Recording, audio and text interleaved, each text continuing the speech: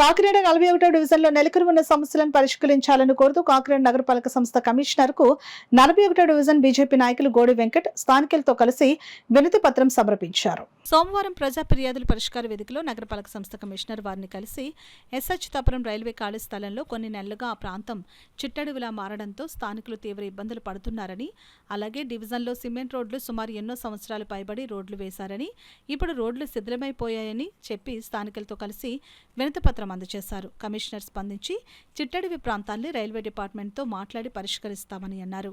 అలాగే రోడ్లకు సంబంధించిన సమస్యలను అధికారులు పరిశీలించి రోడ్లు వేసే ఏర్పాట్లు చేస్తామని అన్నారు. ఈ కార్యక్రమం బీజేపీ నాయకులు గోడి వెంకట్ మాట్లాడుతూ 41వ డివిజన్లో సమస్యలు తెలుసుకుని స్థానికులతో కలిసి ప్రజా ఫిర్యాదుల కార్యక్రమంలో వినతి పత్రం కమిషనర్కి ఇవ్వడం జరిగిందని అన్నారు. ఈ కార్యక్రమంలో స్థానికులు చిక్కం నానాజీ శర్మ, పెంటకోట సత్యవతి, నాగభూషణం, సత్యనారాయణ, ఎండమూరి అప్పారావులు పాల్గొన్నారు. కార్యకలాపాలు కూడా జరుగుతున్నాయని చెప్పేసి ఈ వివరం గురించి చెప్పడం జరిగింది. రైల్వే గోడ వారిని గోడ పడగొడేశారు. రైల్వే గోడ కూడా పడగొడేశారు. గతంలో మొక్కలు వేయడానికి అని చెప్పేసి 2 years బ్యాక్ ఒక రైల్వే గోడ పగలగొట్టారు.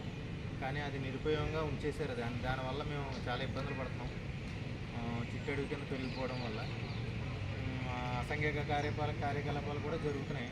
రాత్రులు ఏదన్నా మనం రివర్స్ అయినా మా మీద రివర్స్ అయ్యి వ్యక్తులు కూడా ఉన్నారు. అక్కడ కుక్కల గడద ఒకటి ఉంది. ప్లస్ మైనస్ ఏంటంటే ఇంకా మా విషయం డ్రైనేజీ సమస్య ఒకటి ఉంది. ఈ చిట్టడవి సమస్య నేను తీర్చవలసిన సమస్య. దాని గురించి చెప్పవలసి వచ్చింది కమిషనర్ గారికి.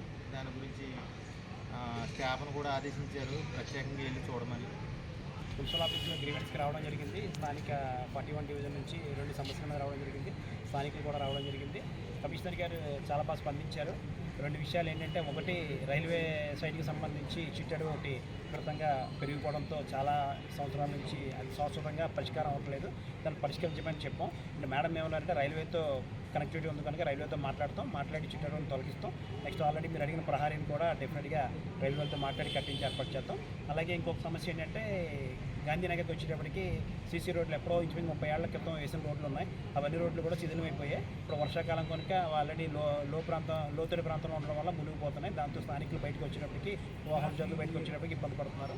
అవన్నీ కలిపి మేడం ఏమన్నారంటే, డెఫినెట్గా ఇవన్నీ ఒకసారి వెరిఫై చేసుకుని ఏదైతే అత్యవసరం ఉందో దాంట్లో డెఫినెట్గా రోడ్లన్నీ వేసి పెడతా ఉన్నారు. ముఖ్యంగా ఏంటంటే మేడం గారికి ప్రత్యేకంగా మా అందరి తరఫున ధన్యవాదాలు.